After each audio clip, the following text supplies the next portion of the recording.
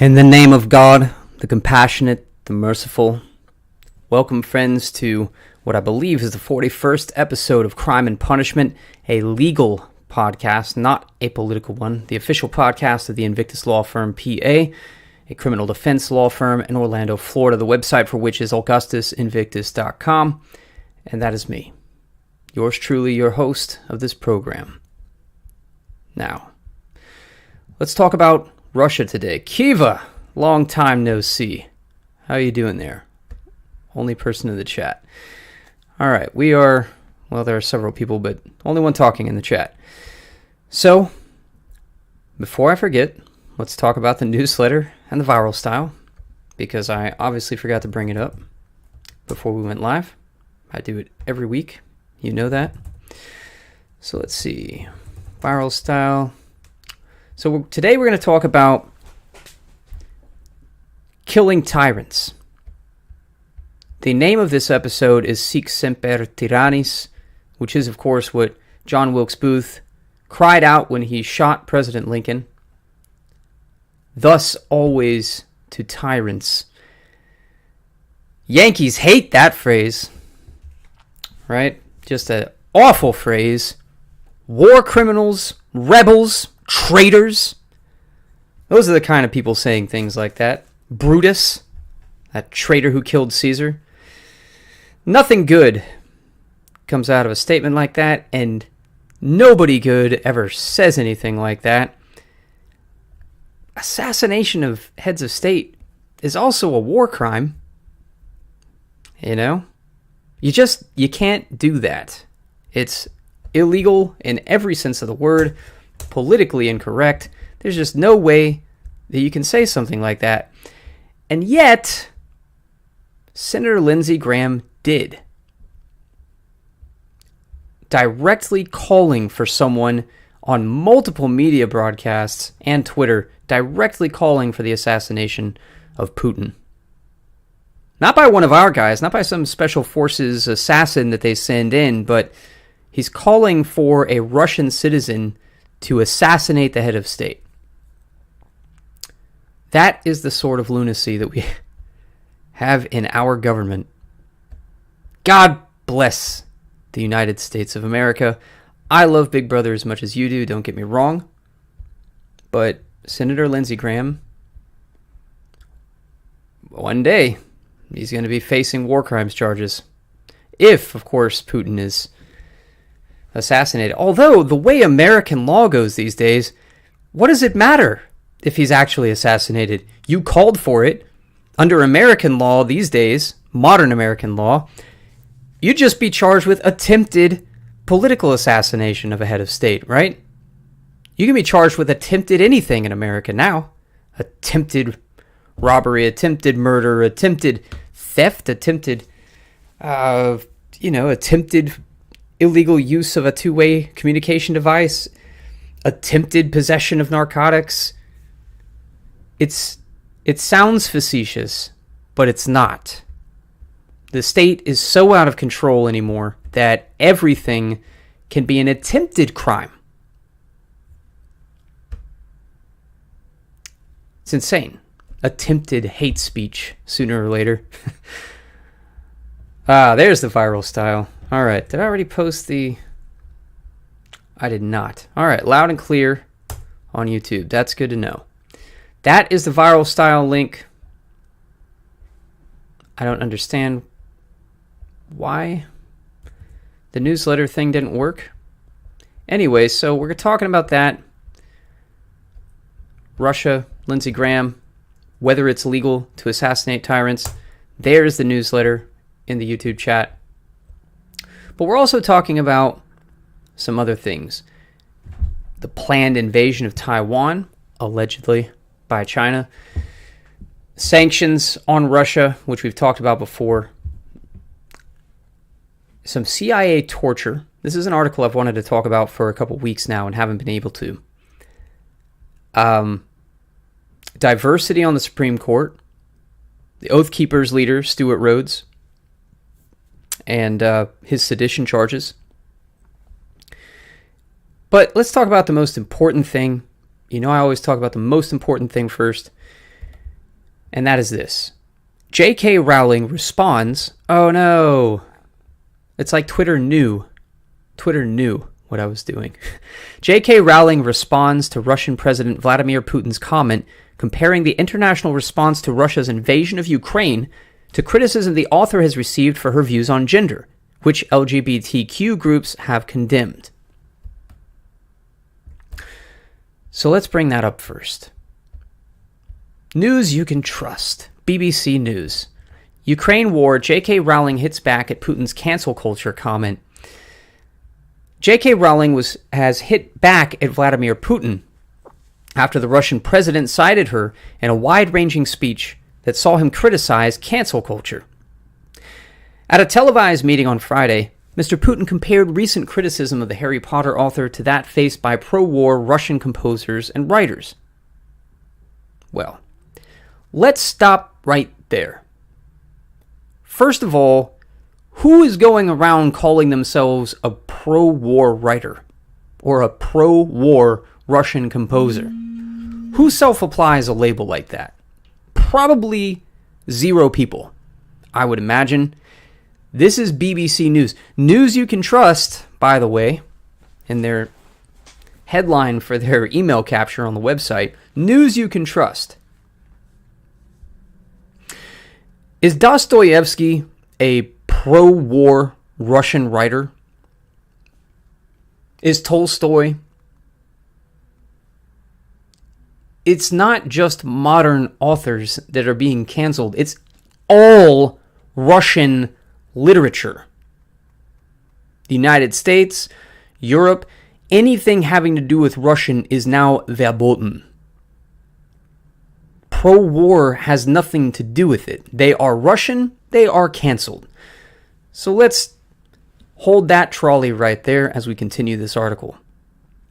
In response to Putin criticizing the cancel culture and comparing it to the Harry Potter author J.K. Rowling's cancellation, in response, Ms. Rowling denounced the invasion of Ukraine, in which she said Russia was slaughtering civilians. That's a quote.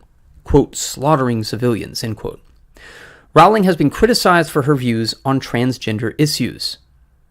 Quote, critiques of Western cancel culture are possibly not best made by those currently slaughtering civilians for the crime of resistance, or who jail and poison their critics, end quote. The Harry Potter author wrote on Twitter. In the lengthy speech, which was given to the winners of various cultural prizes, President Putin claimed Russian composers and writers were being discriminated against. What a bogus claim. Am I right? It's not like we see it happening on all social media sites. Even DuckDuckGo, for those who don't follow my Twitter, which you should, it's SEMPER or Invictus.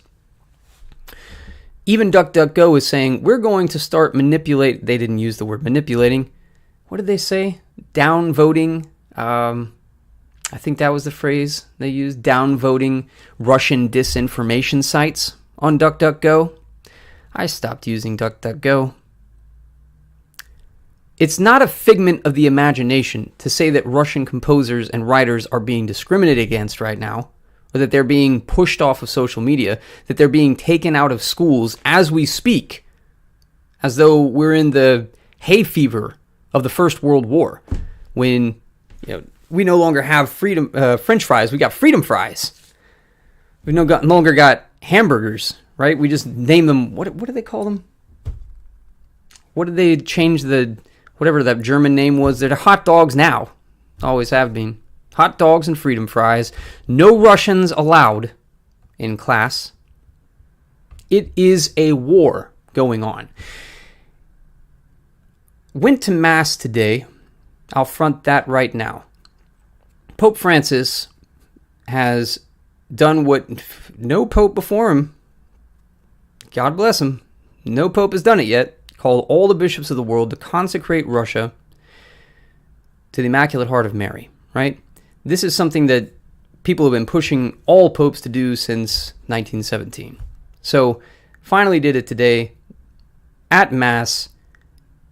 They come in waving Ukrainian flags.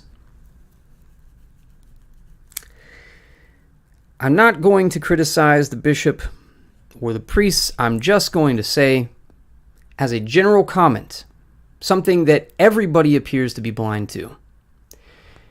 If there are two parties to a war and you support one side, you are ipso facto opposing the other side. Do you understand that? When medics go in, say the Salvation Army or some humanitarian aid group goes in to a battlefield and they start patching up people who are shot on a battlefield, and they only patch up one side and they let the other people rot and die, they are not there for humanitarian aid. They have become partisans. If two countries are at war and you are sanctioning one country and not the other, you are not a neutral party. Under common sense or under international law, you are now a partisan. It's like, what's that old saying? Those who don't know history are doomed to repeat it. When we really wanted to get into World War II, and by we, I mean the elite, but the public did not want to get into World War II. And by the public, I mean the American public. What did the Roosevelt administration do? They sanctioned Japan. They put an embargo on steel to Japan. They did not make those economic sanctions against China. We chose a side. We attacked Japan economically. We lured them into a war. We knew they were going to bomb Pearl Harbor. There was intelligence that they were going to do it. We knew the logical implication of putting an embargo on a country at war and not putting the embargo on their enemy means that we have taken a side and we are asking them to bomb us. That is what that means. And everybody involved, everybody who knows political science, everybody who's even an amateur historian knows that is what happens. If you embargo one side and not another in an armed conflict, you have taken a side and you are inviting that person, or that country rather, the embargoed country, to attack you. And that's exactly what we did in World War II. That is how we got into World War II. No matter what you want to say about Roosevelt, the man was a genius. Political mastermind. 100%, you will never hear anything else from me. Never hear otherwise from me. The guy was a genius. He got us into World War II. That was his aim. And that's how he did it. Biden, I love Big Brother. I'm not saying anything negative about Biden. But his administration, I will say, full well knows what happens when you sanction one country and not another in a war. Biden even said this in a press conference where there were certain parties who were pushing. We need to not just provide Ukraine with weapons and airplanes and money, all of which we've done, and all of which is a clear violation of neutrality. We are absolutely not a neutral party, the United States.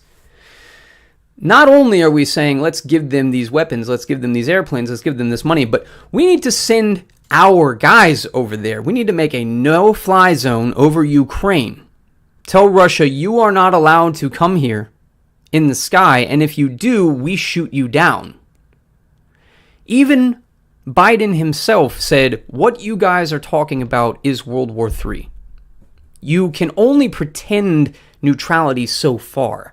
You can pretend you're neutral if you're sanctioning Russia and knowingly killing Russian civilians with sanctions, destroying their economy, destroying the morale of the civilian population. At least that's their attempted aim.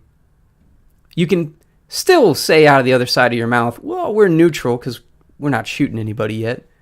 You can pretend to neutrality when you are sending arms and jet fighters and every other kind of support you possibly can to one side of a conflict. Because out of the other side of your mouth, you can say, well, we're not over there. It's not our guys flying these planes. We're just giving material support. But when you actually put boots on the ground Everybody knows it. That mask of neutrality is completely over. I don't know how anybody swallows this neutral nonsense to begin with, but that's me. But when you put a no-fly zone in place and you put our pilots there to enforce it, no one can claim that with a straight face anymore. There's no international body that would let that fly. And obviously Russia would not let that fly. No pun intended. Anyway, when you take a side, you are no longer neutral. When you support one side and not the other, you are ipso facto opposing that other side. So, many thanks to J.K. Rowling for this just amazing back and forth with Putin. But Mr. Putin also alleged, without providing evidence, that there was a gradual discrimination against everything linked to Russia and a number of Western countries. BBC News, news you can trust. They are banning Russian writers and books, said Putin. The proverbial cancel culture has become a cancellation of culture. How dare he say that without providing evidence? Because God knows BBC News provides evidence of every claim they make. And you can't just log into Instagram and see for yourself that Russians are being banned off of everything, or read the Daily Mail in the UK, or go on to Twitter and see that Russian literature and Russian music and Russian culture is being banned from every place. And by the way, every financial outlet, media outlet that is, in the United States and England, I don't know about the other European countries, but at least England, because I read English, they are specifically and publicly targeting Russian civilians. No one's pretending that these quote-unquote oligarchs riding around in their yachts are military generals, right? Everybody knows they are civilians, and yet they are being personally targeted.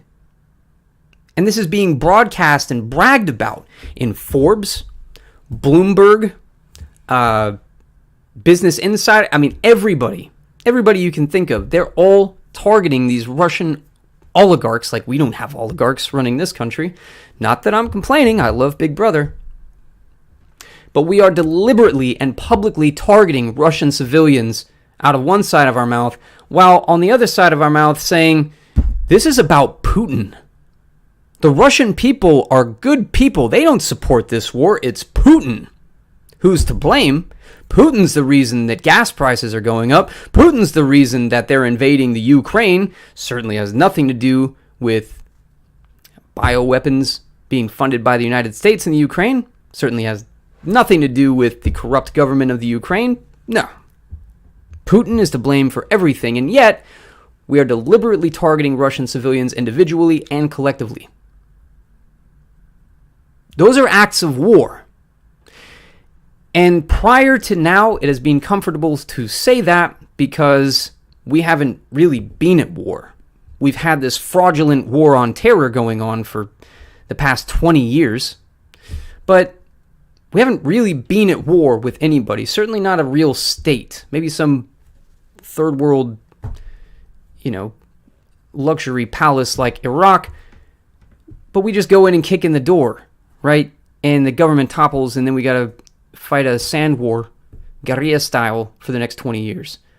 As far as a state versus state conflict, we haven't really had one. At least as long as any of us have been alive. So to now, it's okay to say, this is mass hysteria.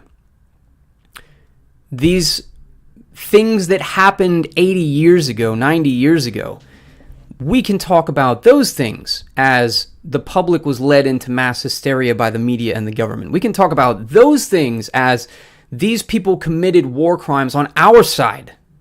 Not just the evil Axis powers, but we, the good guys, committed war crimes.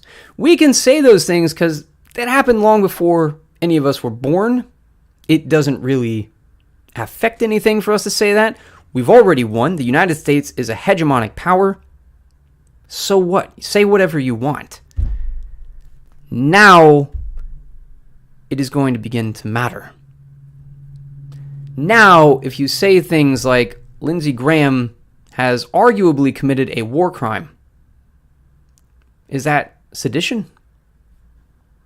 Even if you're talking from a legal perspective? If you say that the Biden administration is guilty of war crimes for what they have done in Afghanistan, for their sanctions against Afghanistan that are deliberately, at least knowingly, targeting the civilian populace, is that treason? If you say that the Biden administration knows full well that sanctioning Russia and not Ukraine, sanctioning Russia to force an outcome in this war between Russia and Ukraine is going to kill civilians, and that that is a war crime, is that treason?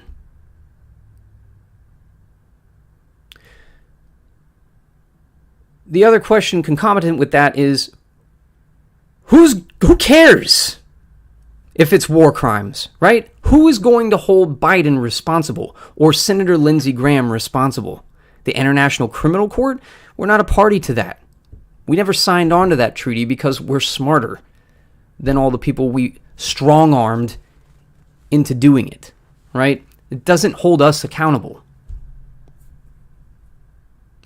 The only conceivable people who are going to hold the Biden administration accountable are Russia and China.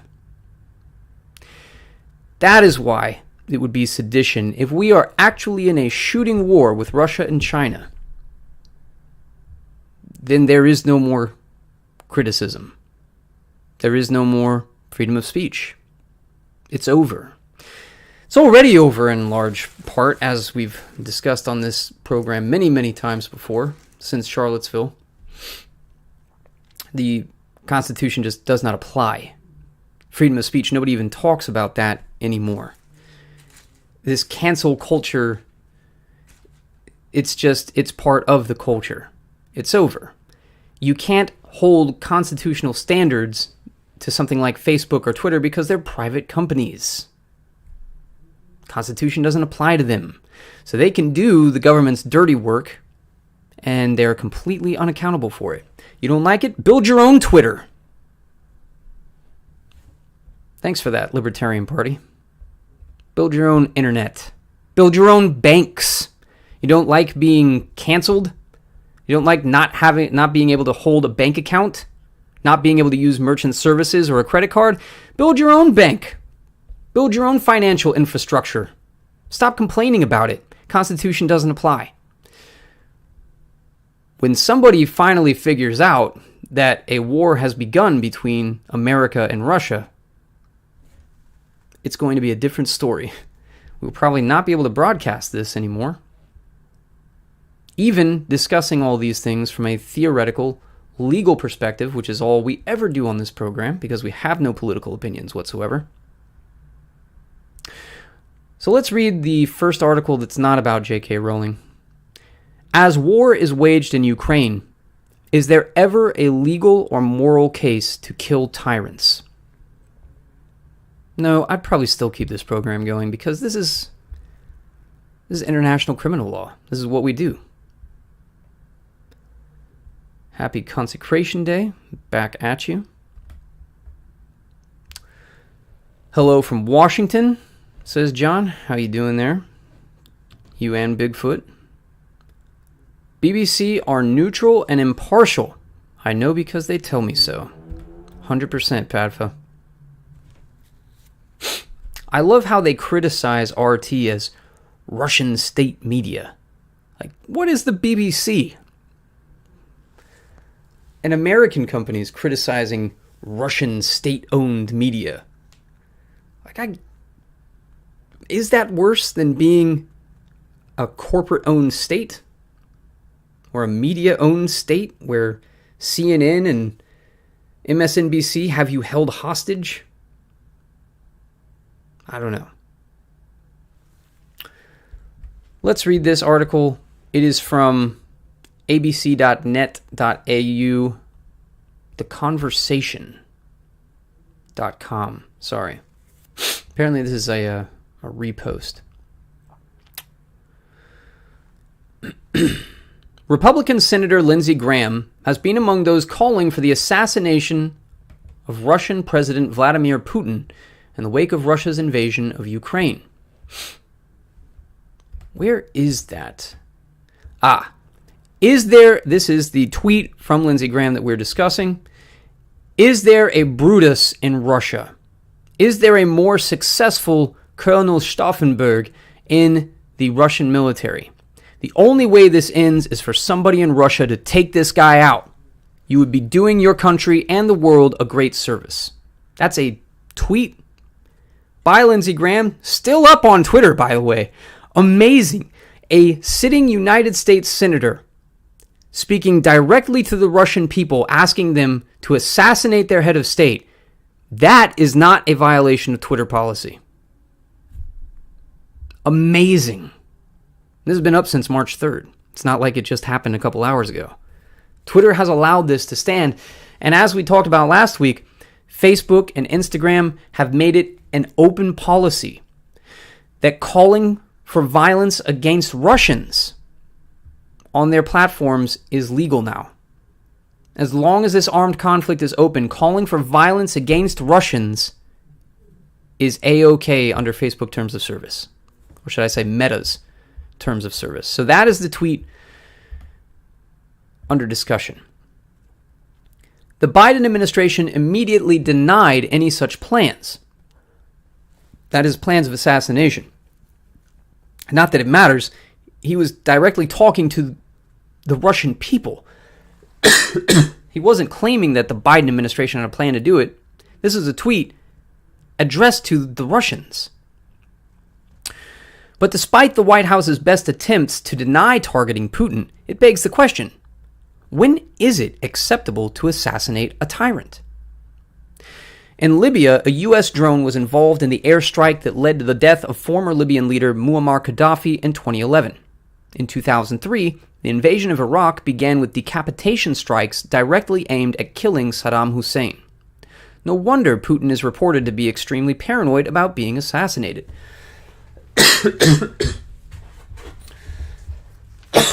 Those were some major problems, by the way. And very novel. Not very novel. Mussolini was killed not by OSS, not by American or British generals. Mussolini was killed by partisans. He and his mistress were hanged upside down in the public square. And partisans, of course, is a euphemism for communists. They don't tell you that in the history books. But communists captured him and his mistress, killed them both, hanged them upside down. It wasn't a state doing the dirty work. It was the communists themselves doing the dirty work. So, okay. Hitler killed himself. Okay. Reportedly, he did it because he knew that Stalin would have him dragged through the streets. But that would just be insane. Even Stalin, to do something like that. Boy. Should have made my tea before broadcasting, but we're an hour late today. Point being, you don't kill heads of state. Even in the Napoleonic Wars, when they finally got Napoleon, they banished him to the island of Elba. They gave him a staff. They gave him an entire island to himself to garden and play chess and write, do whatever he wanted to do. And then, when he escaped, conquered Europe again, they didn't kill him. Even though he had been overthrowing monarchies all over Europe, destroying Western civilization, they still didn't kill him. They then banished him to the island of St. Helena, where he died. We do not kill heads of state. And yet, now we do. Muammar Gaddafi in 2011, Saddam Hussein, We publicly broadcast that, didn't we? Bagged his head and hanged him on camera for everybody to see.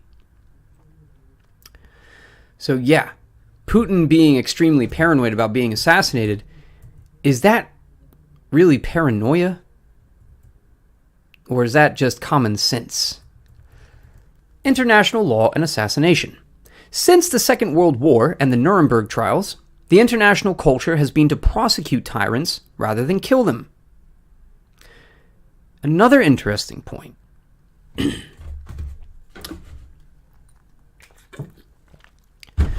Prosecution is a novation. Before the Second World War, when did you take a king into court and prosecute him for war crimes? This is what they were trying to do with the League of Nations. But the common analogy of the League of Nations and United Nations is League of Nations is to the United Nations what the Articles of Confederation in the United States, well, they weren't the United States. The Articles of Confederation here in this land were to the Constitution. So the League of Nations had no real teeth, had no real enforcement mechanisms. You can't prosecute anybody under this. But it's still victor's justice. After World War I, famously, the Allied powers just cut up all these countries and started handing them out to everybody, right? Most notably Germany. They gave the Rhineland over to France. They gave the Danzig over to Poland. They gave the South Tyrol to Italy. They just carved up Germany and started passing it out to all the winners. Naturally, the Germans were upset about that, and it stuck in their craw for 20 years. That's how World War II was begun, was at the Treaty of Versailles.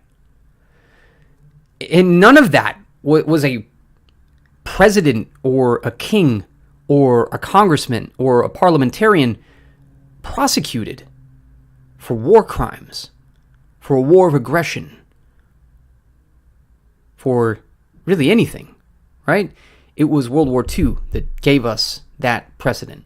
The Nuremberg trials, in which the courthouse was constructed for television, in which the films that were played in court were completely made by a Hollywood crew. The assassination of heads of state, to continue, is also prohibited under the 1973 New York Convention, which covers internationally protected persons and is outlawed under the laws of war first established in the 19th century. I would disagree with that. The laws of war are thousands of years old, but let's see, what laws? This is a hyperlink. That's to another article. I don't know what laws of war they're talking about. Geneva Convention, maybe? I don't know. But the laws of war have been in development for a long, long time. And like I've made the point on this program, our legal system here in America is actually a 1,000-year-old system. It comes down from the invasion of England by William of Normandy, the common law. So too are our modern, not what we have now, but basically almost up to now, up to, say, the Nuremberg trials, our system of the laws of war came from the Crusades. That's where chivalry really began, where our laws of rule started to come into formation, the laws of rule, the laws of war as we know them. These things like the Geneva Convention, they were codifying some of those things. What we have since the Nuremberg trials is a different order. It's a novation to these laws of war that were established for 1,000 years, or formed over 1,000 years, I should say. Kind of like things in our modern domestic law today are novations to this 1,000-year Anglo-American history of common law that we've had. The U.S. itself, to continue, has specifically prohibited assassination under its rules of war since 1863. What happened there? And each president since 1976 has reaffirmed executive orders against assassinating foreign leaders. It also remains a rare event. Only 10 leaders have been assassinated by a foreign state between 1875 and 2004. So not only would Lindsey Graham be accountable under international law for inciting the assassination of a foreign head of state, but under United States law as well. Legal philosophy. There is a huge gray area around the issue of tyrannicide, the killing of a ruler who rules illegitimately, oppressively, and or acts aggressively at home or abroad. Putin appears to meet this definition. So says theconversation.com. Does Biden meet that definition? The Clintons? The Bushes? Obama? Does Trump meet that definition for the left? After all, he, from what I recall, banned transgendered persons from the military. That's illegitimate and oppressive, isn't it? Isn't that an aggressive act at home? In which case, tyrannicide would be legal. And this goes back, as I will say every episode, to Carl Schmitt. There is an intersection between law and politics that you cannot escape. We like to think of the rule of law as this abstract, inviolable concept. Like it just exists out there in the ether. And we are approximating it in this world of form. Ridiculous. Laws are made by men. It used to be they were made by at least semi-intelligent men. Now they're just made willy-nilly on a 2 to 4 year election cycle when they're not completely made up on a court bench by unelected judges appointed for life. So when you talk about whether it's legal to kill a tyrant, it sounds like a legal question because you're using the word legal. In reality, it is a political question. If treason prosper, none dare call it treason. Is that what it was from Shakespeare? Or the founding fathers, if this be treason, let's make the most of it. Right? The only difference between treason and legitimate tyrannicide or revolution, like the American Revolution or the French Revolution, the only difference is, did you win or not? If somebody assassinates Putin and there's an overthrow of the entire regime and a new regime comes in, well, then it's tyrannicide. The guy was a tyrant, obviously. They set up a new government. If, however, that person is caught and executed, that person's a traitor. That's the difference. It's not a legal question. It's a political one. Politics is enforced by law. Just like cops are used to enforce the present system of this American oligarchy, where the rich set the rules. Whoever has the gold makes the rules, right? That's the golden rule. The cops are just there to enforce that. The laws are just there to enforce the political status quo. And that's true of both domestic and international law. For those who missed last week's class, which I would strongly recommend you revisit, we talked about how this entire international system we have, the United Nations Security Council especially, these things are set up as victor's justice. We won the world war. We are now imposing this international order. And all you people have to follow these rules that we have about wars of aggression and seeking a UN Security Council resolution. All these things, you need to sign on to this treaty for the International Criminal Court. Not us. We won the World War. If you remember, we are in charge here. This is our international body that we're controlling here. You guys abide by these rules, not us. When we want to invade Iraq, we're going to invade Iraq, all right? You're either with us or you're against us. But we're going. Towering figures of classical jurisprudence, or legal philosophy, like Hugo Grotius and Emile de Vattel, claimed tyrants were common enemies of humankind who should be targeted like pirates. I might just make this entire show about international law, because this is what I did in law school. This is what I wanted to do, until I found out that the modern international legal structure was completely illegitimate. Common enemies of humankind. This is the title for pirates. There used to be a difference between the law of the land and the law of the sea. And pirates on the sea, they were common enemies of humankind because you could kill them on sight. They were like wolves. They were outlaws, which means the law does not apply to you. That's something people don't understand about outlaws. It's not just like, oh, well, arrest that guy, sheriff, or let's go get the posse and arrest that guy. It means you do not have recourse to the law. You're not allowed to file lawsuits. You are not allowed to call the sheriff and say, hey, that guy just shot at me, or this person just cut me with a glass bottle. You don't get to do that. You are an outlaw. And any citizen can shoot you on sight like a wolf. That's what the word outlaw means. You are outside of the law. Same with pirates. You are an enemy of humankind. Anyone can kill you. You don't have rights. You don't have a home. You don't get to claim, oh, I'm a Roman citizen, you can't do this to me. What they're saying is Grotius and Vattel, two of the, as they say, towering figures of classical jurisprudence, those guys are saying tyrants are just like pirates. You can kill them because they're enemies of humankind. That was the Freemasonic Republican basis of the American experiment that we have here. King George is a tyrant.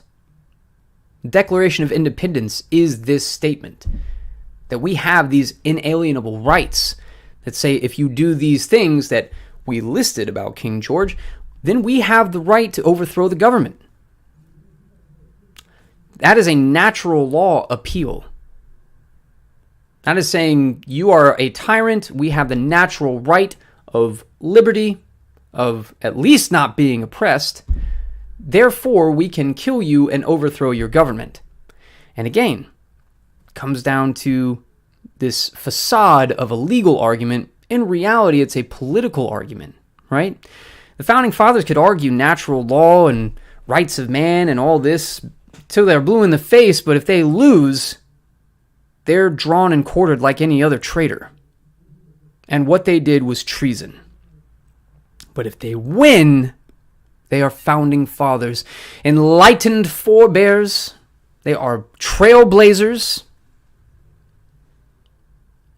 They have shaped the centuries to come.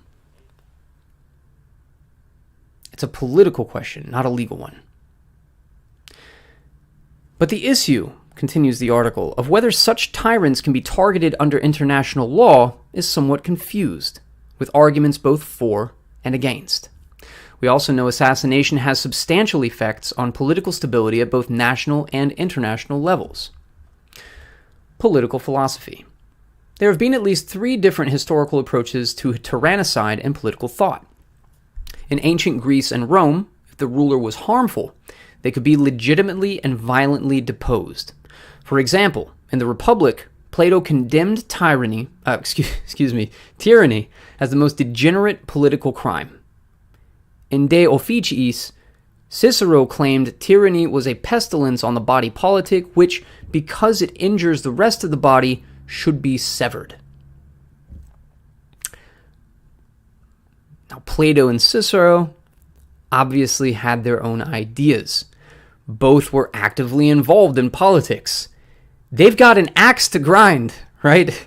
We like to look back at Rome and Greece, and we like to think this happened in a vacuum, like all these great works, all the works of Cicero, without considering the fact that he was anti-Caesar. We think of Plato like he wasn't in this lineage with Socrates, who also had political stakes, or like Plato wasn't setting up his own political experiments, or that he wasn't involved in politics in Greece. We like to think the Republic and Cicero's works and Zeno and all these people, they just existed in this miraculous golden age vacuum. Politics had nothing to do with it. Wrong. When Cicero says, kill tyrants, he's talking about Caesar, or he's talking about Sulla, or he's talking about someone who came before Sulla. Cicero was in the game for a long time. He knows these people personally. He's had dinner with them, right? These aren't just like, commentators today like Ben Shapiro talking about Joe Biden, whom he's never met, or Vladimir Putin, whom he's never met. This isn't Michael Moore talking about George W. Bush where, I saw you at CPAC once and made a wisecrack. Like, Cicero knew these people personally. They're in the same town. They all know each other. They know their families. If he's talking about killing a tyrant, everybody knows what tyrant he's talking about, right? You can say it subtly. You can say it in a civilized fashion, but when you get up in the Senate and you start talking about killing a tyrant and Caesar happens to be the consul, you know who he's talking about. This is not abstract, these ancient Roman and Greek works, right? Now, that should color your opinion on what they think about whether tyrannicide is legitimate or not. When they say, yes, you can kill a tyrant, does that really mean that objectively, yes, we should be able to kill the person we find to be oppressive? Or does that mean Cicero had an axe to grind? Plato had an axe to grind. They have active political stakes when they are writing these works.